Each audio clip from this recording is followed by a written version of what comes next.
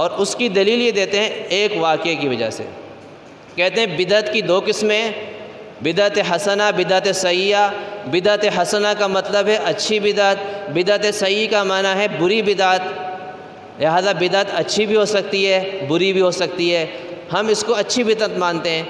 اور دلیل یہ دی جاتی ہے کہ حضرت فاروق اعظم رضی اللہ عنہ کا ایک فرمان ہے کہ آپ نے جب مسجد نبوی کے اندر تراویح کی ایک جماعت کا اہتمام فرمایا، اس سے پہلے جماعتیں ہوتی تھیں متفرق، کہیں 2 آدمی، کہیں 3 آدمی، کہیں 4 آدمی اپنی اپنی جماعتیں کراتے تھے تراویح کی۔ حضرت فاروق اعظم رضی اللہ عنہ نے حضرت ابی بن کعب رضی اللہ عنہ کو امام مقرر فرمایا اور فرمایا کہ اس کے بعد آئندہ سے سارے مسلمان ان کے پیچھے ایک جماعت کرائیں گے۔ اور جب جماعت کھڑی ہوئی، حضرت فاروق اعظم رضی اللہ عنہ دیکھ کے فرمایا نعمت البدعۃ ھذی، یہ ایک اچھی بدعت ہے۔ تو اس ایک واقعے کی بنیاد پر یہ کہتے ہیں کہ بدعت کی 2 قسمیں۔ اس سے معلوم ہے اچھی بدعت بھی ہوتی ہے، اور ایک وہ بدعت ہے جس کا حدیث میں اس کی مذمت آئی ہے۔ تو یاد رکھیں، اس کا جواب سنیں۔ پہلی بات تو ہے کہ بدعت کی یہ 2 تقسیم رسول اللہ صلی اللہ علیہ وسلم سے کہیں ثابت نہیں، کہیں پر بھی کسی حدیث میں بھی آپ نے بدعت کی تعریف نہیں کی اور یہ نہیں فرمایا کہ اچھی بدعت ہے۔ بہت سی حدیثیں سب میں مذمت کی، میں کل بدعۃ ضلالہ، ہر بدعت گمراہی ہے۔ اس میں کسی کی تخصیص نہیں کی کہ اچھی بدعت بھی ہے وہ گمراہی نہیں، فرمایا ہر بدعت۔ دوسری بات، آپ صلی اللہ علیہ وسلم کے ارشاد کا صحیح مفہوم صحابہ نے سمجھا ہے، اور صحابہ نے ایسی ہر نئے عمل کی سختی کے ساتھ مذمت کی ہے اور اس کو رد کیا ہے۔ اس دن واقعہ سنایا، حضرت علی رضی اللہ عنہ، ایک آدمی نے عید سے پہلے نفل نماز کی نیت باندھنے لگا، روک دیا۔ اس نے کہا کہ میں تو نماز پڑھ رہا ہوں، کوئی گناہ کا کام کر رہا ہوں۔ فرمائے کہ نماز گناہ نہیں ہے، لیکن جو نماز نبی کے طریقے کے خلاف ہوگی اس پر اللہ ضرور پکڑ کرے گا۔ اب آپ کہیں کہ نماز سے روک رہے ہیں، بھئی اللہ کے نبی نے عید سے پہلے کبھی نفل نماز نہیں پڑھی، منع نہیں فرمایا، لیکن پڑھی نہیں، علماء نے لکھا ہے مکروہ ہے۔ اگر پڑھنا نیکی کا کام ہوتا تو ضرور پڑھتے نا، ورنہ تو ہر وقت پڑھ سکتے ہیں نا آدمی نماز۔ کیا خیال ہے؟ ہر وقت نماز پڑھ سکتا ہے، سوائے 3 اوقات کے منع ہے، باقی تو ہر وقت پڑھ لے۔ لیکن عید کی نماز سے پہلے فرمایا مکروہ ہے، کیوں؟ اللہ کے نبی 10 سال تک عید کی نماز پڑھاتے رہے، کبھی عید سے پہلے نفل نہیں پڑھی۔ حضرت علی رضی اللہ عنہ نے فرمایا کہ تمہارا یہ طریقہ نبی کے طریقے کے خلاف ہے، اس کو بدعت قرار دے کے منع کر دیا۔ بعض لوگ کہتے ہیں کہ اچھی بدعت یہ ہوتی ہے کہ جس عمل کے ذریعے سے دین کی ترویج ہو، دین کا فائدہ ہو، وہ اچھی بدعت ہوتی ہے۔ کوئی بھی نیا کام جس سے دین کا فائدہ ہو جائے، یہ اپنی طرف سے تعریف ہے، ایسی تعریف کہیں حدیث میں نہیں آئی۔ اس کا دلیل اس کی کیا ہے؟ حضرت عبداللہ بن عمر رضی اللہ عنہما مسجد میں تشریف لائے، ترمذی کی حدیث ہے، تو دیکھا کہ مؤذن نے اذان دی اور اذان کے بعد پکار رہا ہے الصلاۃ الصلاۃ الصلاۃ، لوگوں کو نماز کے لیے بلا رہا ہے۔ تو حضرت عبداللہ بن عمر رضی اللہ عنہما فرمایا کہ تو پاگل تو نہیں ہے کیا؟ تیری یہ اذان دعوت کے لیے کافی نہیں تھی؟ اور فرمایا کہ یہ تو بدعت ہی ہے۔ اور ساتھ میں شاگرد تھے، آخری عمر میں نابینا ہو گئے تھے، اپنے شاگرد سے کہا امام مجاہد رحمۃ اللہ علیہ سے، مجھے اس مسجد سے لے چلو، اور وہاں پھر نماز نہیں پڑھی انہوں نے۔ ایسے ہی واقعہ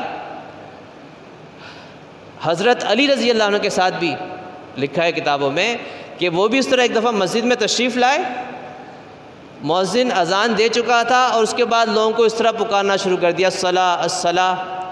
فرمائے کہ بدعتی اس کو نکال دو مسجد سے نکلوا دیا مؤذن کو۔ اب دیکھیں اس میں دین کا فائدہ تھا یا نہیں تھا؟ فائدہ تھا نا۔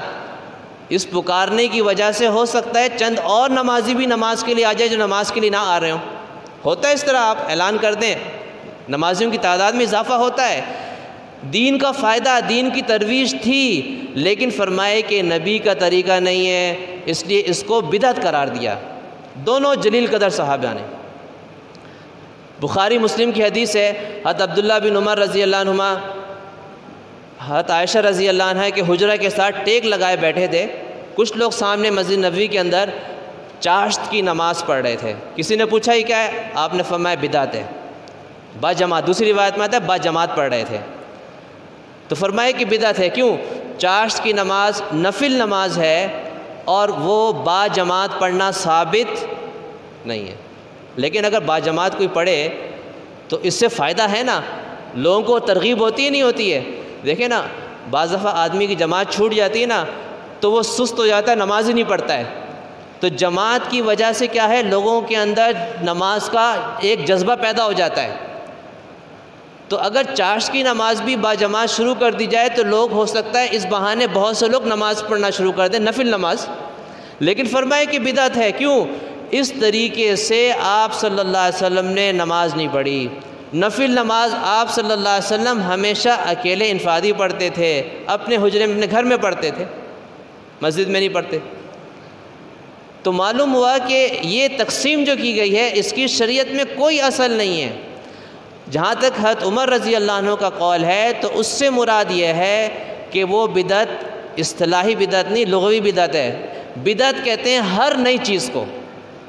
اللہ تعالیٰ کی صفت ہے بدیع السماوات والارض، بدیع یہ بھی بدعت سے بنا ہے، یعنی بدیع کہتے ہیں وہ ذات جس نے کسی چیز کو ایک نیا وجود بخشا ہو۔ آسمان اور زمین کا بدیع ہے، اس کو نیا وجود بخشنے والا ہے، اس سے پہلے اس کا وجود نہیں تھا۔ تو اللہ کی ذات بھی بدیع ہے، یہ بدعت سے بنا کہ نیا وجود دینے والی ذات۔ تو بدعت کا مطلب ہے ہر کوئی سا بھی نیا کام ہو بدعت ہے۔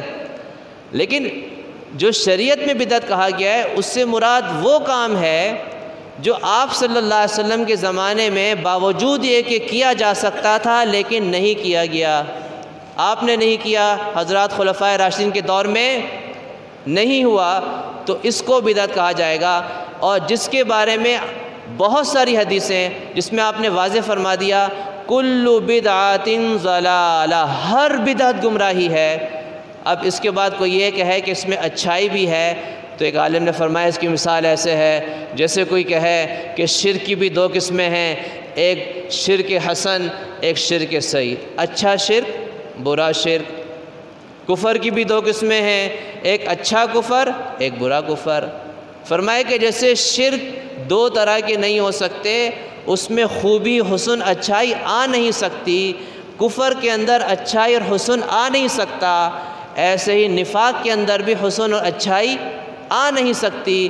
تو ایسے ہی بدعت کی مثال ہے کہ بدعت چاہے کیسی بھی ہو، کتنی بھی مفید لگے، اس میں حسن اور اچھائی آ نہیں سکتی، کیونکہ آپ صلی اللہ علیہ وسلم نے فرما دیا کہ ہر بدعت گمراہی ہے، ہر بدعت گمراہی ہے۔ اور اسی بدعت میں سے یہ عید کا لفظ ہے۔ کون سا لفظ ہے؟ تیسری عید کہتے ہیں نا لوگ، تیسری عید ہے یہ۔